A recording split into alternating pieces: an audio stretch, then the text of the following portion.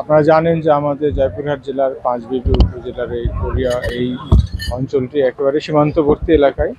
এখানে একদিক থেকে সদর অনেক দূরে, তারপরেও এই প্রত্যন্ত এলাকায় আমাদের যুব সমাজকে ফ্রিল্যান্সিং এবং কম্পিউটার প্রশিক্ষণ দেওয়ার মতো উদ্যোগ আমাদের বিজিবি গ্রহণ করেছে এবং সমাপ্ত করেছে। এজন্য আমরা বিজিবিকে আসলে অভিনন্দন এবং ধন্যবাদ জানাই।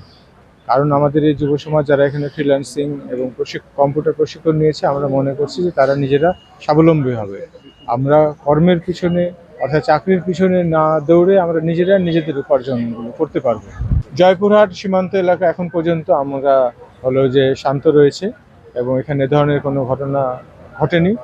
এতে করে জয়পুরহাটের যিনি অধিনায়ক রয়েছেন তিনি ধন্যবাদের প্রাপ্য এবং আমাদের সেক্টর কমান্ডার মহোদয় রয়েছেন তিনি ধন্যবাদের প্রাপ্য।